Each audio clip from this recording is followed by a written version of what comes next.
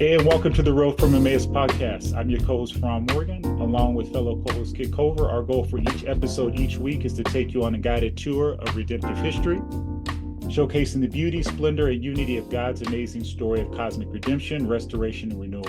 We hope that our warm conversational tone and format make an unfamiliar topic for many and intimidating for some more approachable, accessible, and digestible, growing and edifying the body in the process. This is our 23rd episode in our Journey Through the Scripture series. For those new to the podcast, our discussion format each week will be to respond to the discussion questions embedded at the bottom of the study notes document. You can find this linked in the podcast description box. In the same box, you'll also find a link to our website, roadfromemmaus.com, where we share a bit about ourselves, the genesis for our podcast name, and provide several helpful resources to help you dig further into redemptive history, no matter where you are in the journey. From time to time, Kit and I will also respond to direct questions as listeners pose to us that fit a current topic. You can reach us at contact@roadfromemmaus.com. Before we jump in, make sure you subscribe to our YouTube podcast and hit that bell for notifications so you always know when we drop fresh content. We drop a new episode every Monday, so we look forward to you taking this exciting ride with us through the scriptures. Just to recap, too, we spent quite a bit of time over the last several weeks just really building this amazing narrative around the Sinai covenant. One of the things that I just wanted to stamp, which is really important for us to understand as we move forward, is that one of the things that the Lord accomplished during that time was that he was showing not only his faithfulness too, but that basically all his purposes would be fulfilled, would be accomplished in the midst of the faithfulness that the people were showing. And in doing that, he was actually giving a model for how the fulfillment of all these things at a cosmic level will be fulfilled through his son. One of the things that we're sure a lot of you guys are wondering, and we'll kind of dig into a little bit more, is not only the quantity of time that's spent here too, but there seems to be a layered progression of provision and ratification and renewal, which we'll dig into a little bit today. And so as we jump into the first question, Kit is going to speak to that a little bit. Kit, after witnessing the Golden Calf episode or the spectacle, Moses took swift and severe action, slaying all those who refused his call to return to Yahweh. Given that all the rebels were eliminated, why did Israel's guilt and judgment before the Lord still remain? Well, I'll speak to that first thing that you raised of the seeming extendedness, or as you say, layering of this thing called the law of Moses, and even why so much time and attention is given to it, obviously by us, but also even by the scriptures themselves.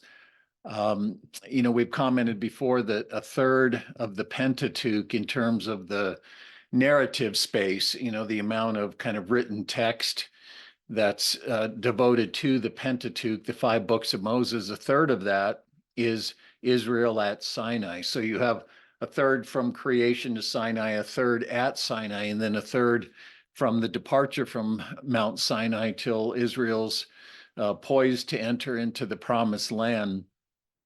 And I think that the reason for so much time given to that, you mentioned to me not that much time and energy seems to be devoted to the covenant with Noah, or really even the covenant with Abraham, let alone a lot of the other smaller covenants that come along the way. Why all of this time and attention here? And I think there are several reasons for it. Obviously, the text gives a lot of time to it, but I think also just to draw on Paul's own interaction with it in Galatians, he asked this question, that if really God's purposes for the world are bound up in Abraham and the promises to him, then why this thing called the law of Moses? Why did that get introduced onto the stage of the salvation history? What's the purpose for it? And he says, ultimately, it was put in place to serve the promise. It was a pedagogue. It was an instrument that God had put in place to hold and preserve and instruct and nurture, effectively raise to their maturity, the time of the appointed time, the people of Israel, in view of and in the hope of that day when this one would come to whom the promises to Abraham ultimately pertain. So Paul puts it in that big perspective that the law of Moses was the great instrument covenantal instrument by which God carried along the salvation history and the promises to Abraham that were really the issue all along.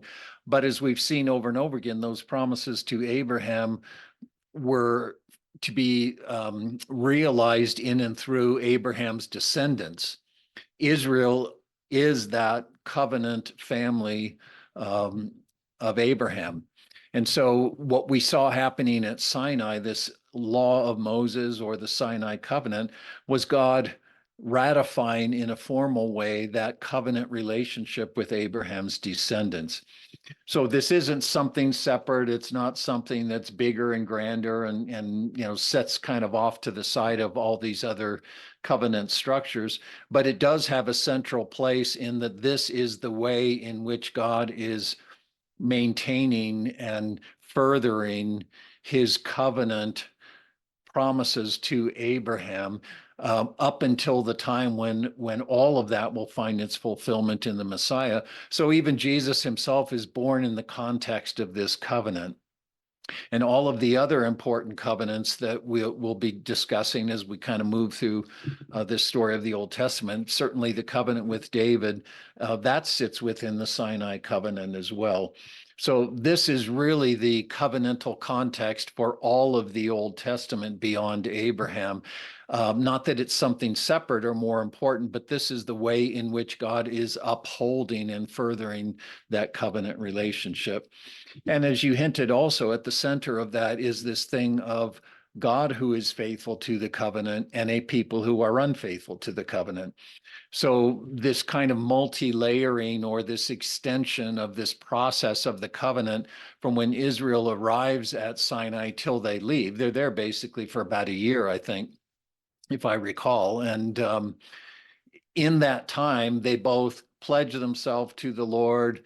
There's the ratifying, the sprinkling of the people with the blood of the covenant, the fellowship meal where the relationship between God and Israel is perfectly intact, the covenantal relationship, and then the golden calf, as we saw, which now fractures that relationship, shatters the covenant.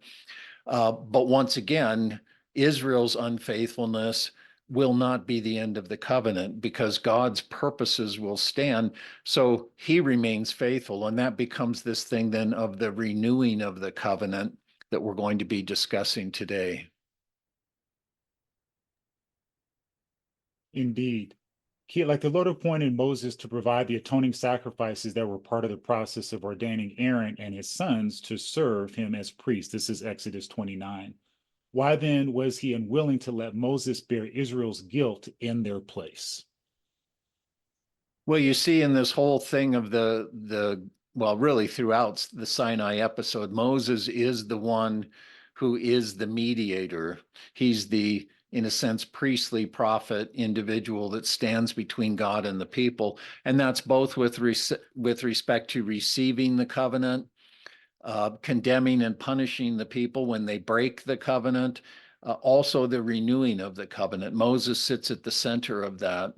And so part of what you see in that text after the golden calf is Moses is pleading with the Lord that perhaps he can make atonement for them.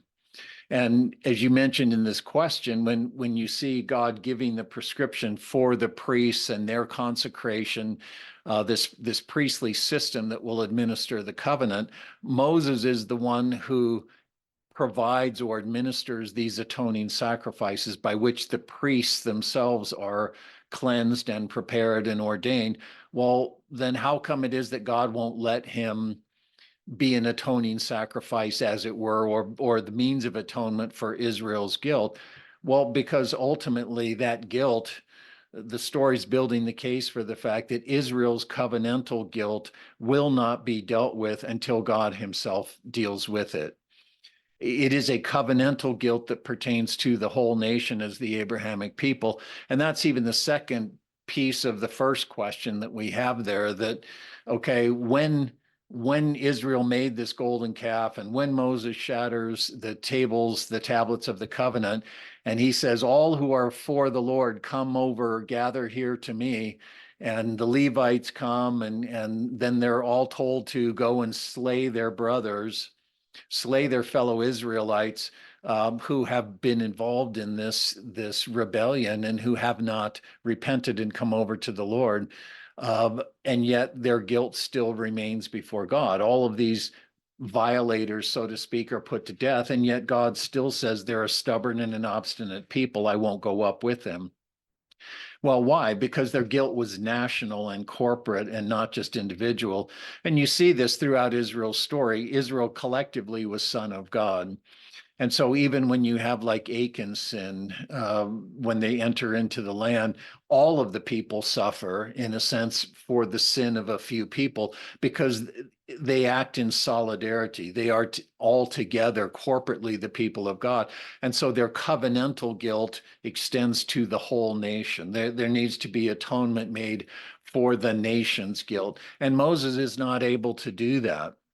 He provides a kind of priestly function in ordaining the priests, Aaron and his sons, but ultimately only God will be the one who will be able to deal with this guilt, and ultimately we'll find out that he will deal with that by raising up from within Israel an Israelite who will be able to do what Moses could not.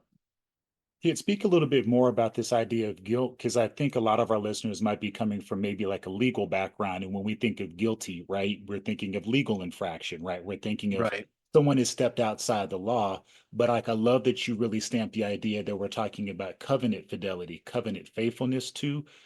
How can we guard against maybe not defaulting to like that legal understanding and framework, which is accurate in like our contemporary society, but that is not how it's being used or framed in this particular context? To maybe say a little bit more about that, just so our listeners really understand that when we say guilt, this is what we're talking about, and this is how you should interpret it, especially in this particular context. Right. And these are things that we'll be dealing with more in this second rest stop that we take and looking at kind of the framework for understanding the law of Moses. But I think fundamentally it comes down to the cultural river that we inhabit, which is really a Western medieval, post-medieval way of looking at issues of law and violation and guilt and punishment, or retribution in whatever sense. But Israel's and we've said this many times, but the law of Moses is Torah. That Hebrew idea of law is Torah. So whether we're talking about the Torah as the 5 books of Moses, whether we're talking about the covenant at Sinai as Torah, whether we're talking about all of the scripture ultimately in a certain sense as Torah, it really means God's instruction, God's revealed instruction, wisdom, insight, ordering of things that addresses an existing relationship. So Torah all sits in the context of a relationship between God and people. And that was the same with Israel. They were by covenant grant as the descendants of Abraham, they were the people of God. They had forgotten that in Egypt and they weren't living that way. They had become idolaters. But God had taken Israel to himself, Abraham and his descendants, when he made that covenant with Abraham. And so all of his dealings with them, all of their obligations were in the context of that relationship. So their guilt was relational guilt. It was an issue, as you said, of infidelity. And those are things that we'll be talking about more. But anyone who reads the Old Testament, it's unmistakable that God, two things are true. God dealt with Israel's sin, not that he denied the individual violations of individual Israelites, but for the most part, he dealt with them corporately Mhm. as his son. And as in a sense, Israel collectively was his wife who she was a harlot, she bore harlotrous children for him. And so he dealt with them as harlotrous people who always chased other lovers, who were unfaithful to him. And their guilt was a collective guilt that was a covenantal guilt, a relational guilt, as opposed to, here's this commandment to not touch this or not look at that or whatever, behave a certain way. Oh, you broke that law. Here's the punishment for that law. But that's the way, the latter way is the way that we all tend to naturally think. And we've even as Christians been conditioned into that through the whole notion of, once again, what God's thing with people is all about is he created human beings and essentially said, here's the code of conduct. If you do this, it will go well for you. If you don't do this, it will go badly for you. And so now all of life is about, have I met the standard or not? And if not, what is the remedy for that? So that I can get right with God and it will ultimately go well for me. And that's a very different way of looking at things than the scriptural way. And certainly this concept of Torah, covenantal relational violation. Yahweh declared that he would not continue with Israel in their midst, and Moses again pled with him to relent, once more appealing to his faithfulness, uh, even to the point you just made, Kit, to his covenant and his continuance. This is chapter 33, 12 through 16. How does God's manifestation of his glory to Moses, 33, 17 through 34, 9, answer Moses's plea and demonstrate that he would uphold and preserve the covenant relationship? Well, there's a lot in that section, and it's been interpreted in, different ways with different sorts of emphases. But fundamentally, what you have there is God saying, okay, yes, the violators have been dealt with, but the nation as a whole still, and he says, I won't go up in your midst because you are an obstinate people. He relents from destroying the whole nation and starting over again with Moses. He says, I'll lead you up, but it'll be my angel that'll lead you up. I won't go in your midst because you're an obstinate people. If I were to go up in your midst, I'd destroy you. I couldn't deal with you. I can't do that. Well, Moses pleads with him again, if you don't go up with us, then don't send us at all. If you won't go up with us, don't send us, because, and as you said, this is a pleading with God, not, oh, these are pretty good people, oh, forgive them. It has really no emphasis on the people themselves. It's pleading with God to uphold his own faithfulness, his own commitment. Lord, you pledged to do this. You need to follow through for the sake of your own glory, your own integrity, for the sake of your own testimony to the nations around us. And so essentially, Moses is saying, if you're not going to go with us, then don't lead us up at all, because this isn't just about us going to, build some houses and live on a piece of real estate in the Middle East. This is about you gathering us to be your people, father and son in covenant relationship on display in the world. And if it's not going to be that, then there's no point in us going up to Canaan. It's not just a destination, it's that we will dwell with you in your sanctuary land. And as part of that, in that setting, then, Moses pleads with God, show me your glory. Show me your glory. I want to see your glory. And God declares to him that I will manifest my glory to you, but the way you will see my glory is I will disclose to you my goodness. My goodness that consists in my loving kindness. That's often the way we see that word chesed in Hebrew rendered, and it really means a covenant love, a love that is grounded in and reflects and directed towards a covenant relationship.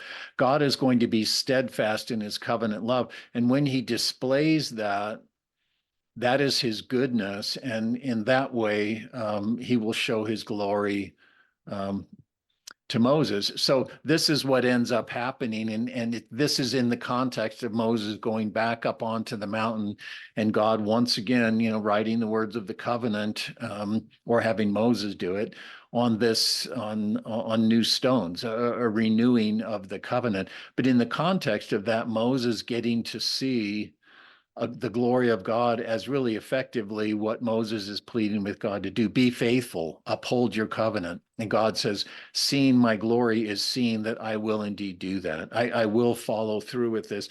And Moses comes down off the mountain with the glory of God in his face. So, Kit, you mentioned the Lord to said to, and hopefully for our attentive listeners, that's even taking me back to creation. and just even Mhm. speak about like that connective tissue right there. Because like I think my biggest fear for our listeners, and I think both you and I agree on this, is as we continue this journey and as we get quote unquote farther from where we started, we always want to make sure that things stay tethered to that really foundational creational account. Speak about how those two maybe weave together and why it's important to really see like the connective tissue between what's happening here as well as the covenant like the Lord even established with Adam in the garden. Well, again, what God is doing with Israel is a step in this process of fulfilling his designs for his creation. Given the calamity in Eden, in which now everything has become estranged, human beings are estranged from God, they're estranged from one another, they're estranged within themselves, they're estranged with the rest of the creation. God is in the process of putting this all back together. And we saw even in the creation account that his design is a world characterized by shalom, which refers to not just peace in a generic sense, but the harmony and blessedness of all things in creation, interrelated, interdependent, finding their own function, their own goodness, their own glory, their own flourishing in relation to everything else. A creation that reflects even the relationship within the Godhead. And so this shalomic relationship ended with this thing we called the fall, where everything's fractured and broken apart and alienated. And effectively, the whole creation is now characterized by exile. Well, that's what God is intending to rectify. And this process of calling of Abraham and then the corporatizing of that Abrahamic promise to the Israelite people and what we see happening at Sinai, all of these particular little circumstances are all a part of that larger project, which is to see the creation become in relation to itself, in relation to man, particularly, and ultimately in relation to God, fully realized. As Paul said, God working towards the summing up of everything in the heavens and the earth in Christ so that God would become all in all. So everything has to take us back to creation, but not just in the sense that, oh, God made the world and it didn't come about by evolution. And oh, by the way, he had to do it in 7 literal days, or, he's not God, or we can't trust the scriptures. It's not that focus on creation the way that we tend to want to focus, but it's the issue of, as you put it so often, a cosmic redemption, God being with and in and towards his creation, what he eternally intended to be, as Paul says, God being all in all. And this is the process towards that. So even when Moses is pleading with God, it's not because Moses is a Jew and he loves his brothers and he wants to see nothing bad happen to them.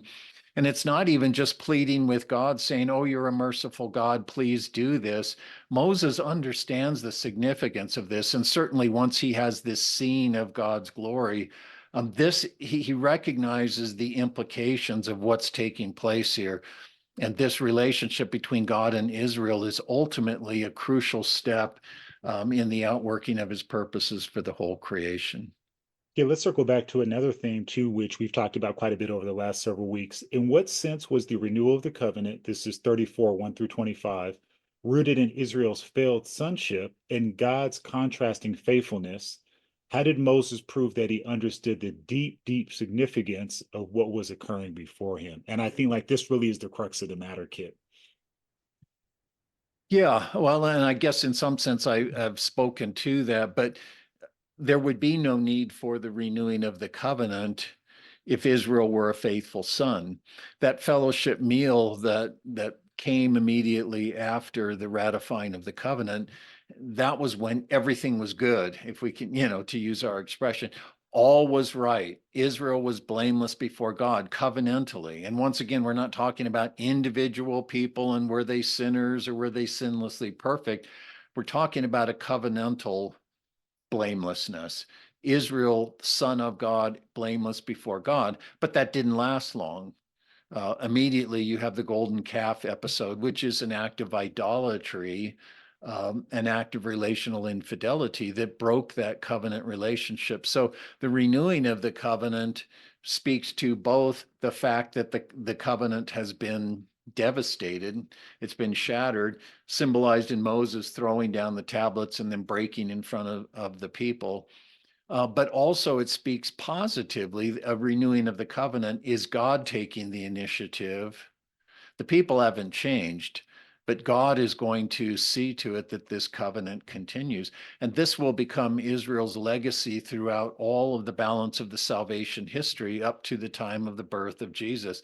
Israel will always be a failed son carried along by God in view of the day when Israel will be put right. And once again, we're back to Paul in Galatians, where he says that the law of Moses, that covenant, was a pedagogue. It cared for and instructed and protected and carried forward an immature, unfaithful, childish people until the day should come when God would put all things right through the seed promised to Abraham. So this dynamic of a faithful God and an unfaithful people is already present here, and the covenant is held in place because God will not let it go. And ultimately, this will even come out in Jeremiah with the new covenant idea, right? This renewing of the covenant ultimately in the Messiah will be not like what you have now, the covenant I made with Israel when I brought them out of Egypt. For they did not continue in my covenant, though I was a husband to them. So God is promising a day when the renewing of this relationship will see faithful sons taught in the inner man, Torah in the heart. A people who really are truly what the covenant defined them to be as sons of God on behalf of the world. And Moses, I think, certainly as God renews this covenant, as God shows him his glory and ties this glory, this self-disclosure to the goodness of his absolute covenant love that will not yield, that will not let go. That has a profound impact on Moses. And from this point forward, Moses will now go outside of the camp to encounter the Lord. In a certain sense, God will lead the people, but he does it at a distance. He's outside the camp. And Moses goes out to a tent and the glory of God descends on it. And then Moses comes back with the glory of God on his face, but it's a fading glory. And this gets us down the road a ways. But so I think that dynamic of a faithful God and an unfaithful people is the story of Israel's life that will define that relationship all the way to the time of the Messiah. Okay, as we close our episode today, speak a little bit to this. Like the renewal of the covenant involved two climactic circumstances. One, Moses' experience of Yahweh's revealed glory, and two, his bearing the divine glory before the sons of Israel, which you've already alluded to a bit. How do both events give us critical insight into how the true son would fully manifest his glory, removing the veil once and for all? Well, once again, I think the symbolism of Moses coming down off the mountain with the new tables of the covenant, having seen God's glory in the way that we've just described, he comes back to the people, effectively proclaiming God has renewed the covenant. And the glory of God is in the face of Moses, but he covers his face. And this becomes the practice going forward. He goes into the tent to meet with God, uncovers, comes out, he covers. And we say, well, that's kind of a strange thing. Why is he doing that? Well, the way Paul interprets that in 2 Corinthians 3, I believe, is he says that this testifies to the fact that, well, two things. Number one, Israel was not able to discern and really profit from the glory of God that is manifest in Moses' face. Well, the glory of God in what sense? Just a radiance on his skin? Well, no, but the glory of God as Moses experienced it. The true loving kindness, the chesed, the covenant love of God, the faithfulness. God will walk this out. He will stay faithful to his people. That's this glory that they cannot discern and that they cannot appropriate and own and live out. And it's testified, secondly, also in the fact that this is a kind of fading glory. It declines, and Moses goes back before God, and it's like refreshed, and he comes out, but he covers his face. And Paul speaks to this again to the Corinthians, where he calls it a fading glory, a glory that's associated with this Mosaic covenant as defining Israel's relationship with God. But ultimately, there's a veiling of the glory and a declining quality in the glory that will be rectified in the Messiah. So that in the Messiah, we will see, as he says, the glory of God that's in the face of Christ. And as we behold that glory and are being transformed into the same likeness, it's an ascending glory from glory unto glory. So both the declining quality and the non-discerning and the inability to profit from, own and benefit from that glory, all of that will be rectified in the Messiah when he comes. So I'd steer our readers from this context, read this context here in Exodus, but also look at the way Paul treats it in 2 Corinthians 3, where he contrasts this old and new covenant, as he puts it. Indeed. And Kid, I think one thing we're seeing too is not only how these things are being fleshed out and we're seeing like the layering and like the progressive revelation, but I think obviously as we move forward in our journey, we're seeing how these things ultimately do find their fulfillment in Jesus. And not only that, but how that's gonna actually happen, Kid. Because I think that's one things our listeners might be wrestling with too is I know Jesus is the fulfillment of those things, but like what are the things that are happening in the interim? So Right. that as we arrive there too, those things now knit together and they make sense in our minds, and we'll be unpacking that more and more in the upcoming episodes. We sincerely hope this time that you've shared with us has been profitable. Once again, don't forget to check out our website and subscribe to our YouTube podcast. Make sure you hit that bell for notifications so you always know when we have fresh content drop. And we look forward to you joining us for the next episode. For Kit, I'm Farhan, and we'll see you down the road.